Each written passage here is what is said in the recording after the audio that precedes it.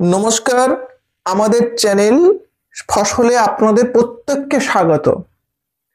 প্রচুর চাষি ভাইয়ের আমরা ফোন পাচ্ছি, হোয়াটসঅ্যাপে এসএমএস পাচ্ছি এবং তারা আমাদেরকে জানাচ্ছেন, স্যার খেসারি আমরা রোপণ করেছি, পয়রা ফসল হিসেবে খেসারি চাষ করেছি, তার আমরা সামান্য কি যত্ন নেব যাতে আমাদের খেসারি ফলনটা খুব ভালো হয়।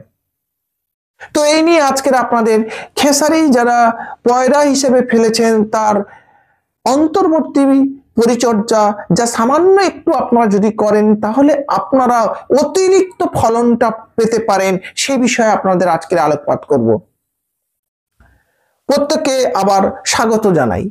দেখুন, আমন ধান চাষ করার যারা করেছিলেন, বিশেষত আমার এই সুন্দরবনের এই প্রান্তিক ব্লকগুলো, দক্ষিণ চব্বিশ পরগনার এইসব প্রান্তিক ব্লকগুলোর মূলত আমাদের একটা প্রবণতা, আমরা পয়রা হিসাবে খেসারিটা চাষ করি এবং সেখান থেকে একটা সুন্দর আমরা ফলন নিই, তার থেকে একটা উপার্জন, যথেষ্ট ভালো উপার্জন আমাদের হয় এবং সেক্ষেত্রে আমার খাটুনি থাকে না, খরচ তেমন থাকে না, কিন্তু আমরা ফলনটা অতিরিক্ত একটা ফলন নিয়ে নিতে পারি।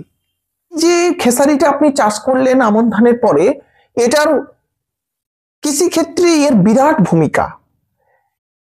এই খেসারি এরা হচ্ছে সিম্বগোত্রীয় উদ্ভিদ, বাতাস থেকে নাইট্রোজেন সংগ্রহ করে মাটিকে সমৃদ্ধ করে, মাটির স্বাস্থ্য বজায় রাখে, মাটিকে নাইট্রোজেন সমৃদ্ধ করে এবং মাটিকে উর্বর করে।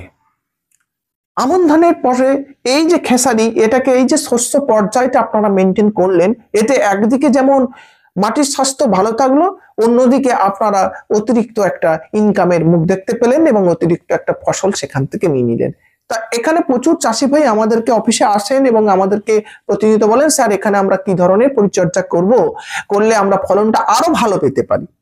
দেখুন, পয়রা চাষে এই খেসারি কড়াইতে আমরা যদি একটু সুসংগত ভাবে গাছে যদি খাদ্য সরবরাহ করতে পারি, তাহলে এখান থেকে কিন্তু আমরা এই উদ্বৃত্ত ফলনটা পাবো। এর জন্য সামান্য একটু টেকনিক আপনাদের মেনটেন করতে হয়।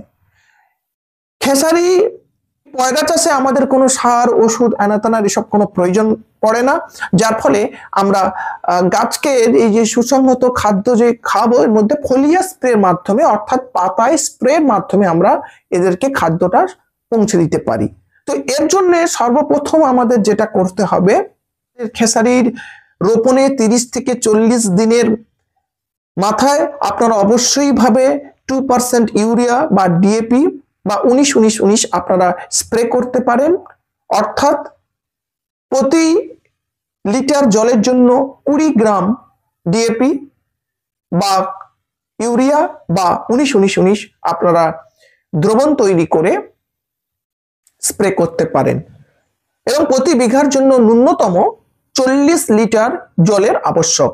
অর্থাৎ আপনাদের 15 লিটার ব্যারেলে প্রায় 2.5 ব্যারেল থেকে 3 ব্যারেল জল আপনারা ব্যবহার করতে পারেন।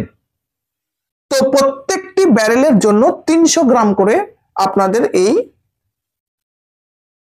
ডিএপি বা ইউরিয়া বা 19-19-19 আপনারা নিতে পারেন।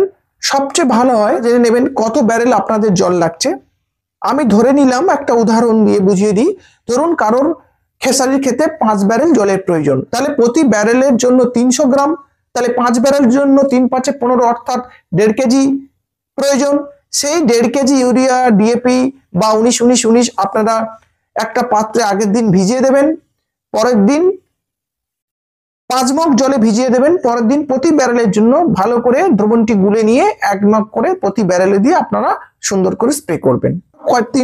দুটো তিনটে জিনিস করতে হবে। প্রথমত, খেসারির বয়সের ছড়ানোর পরে বয়স 3 সপ্তাহের মাথায় আপনাদের অবশ্যই ভাবে একবার চিলিটেড জিঙ্ক বা জিঙ্ক ইডিটিএ 12% 1/2 গ্রাম প্রতি লিটার জলে গুলে স্প্রে করবেন। 4 সপ্তাহের মাথায়, অর্থাৎ খেসারি রোপণের 4 সপ্তাহ মাথায় অবশ্যই আপনারা বোরন 20% 1.5 গ্রাম প্রতি লিটার জলে স্প্রে করবেন।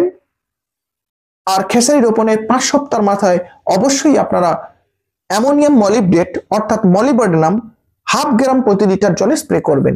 এই প্রতি ক্ষেত্রে বিঘা প্রতি আপনাদের 40 লিটার জলের প্রয়োজন।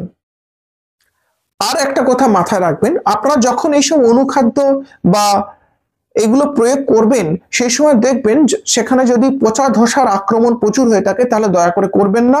পচা ধসার আক্রমণ সারানোর পরে তারপরে আপনারা এটা করবেন। নমস্কার।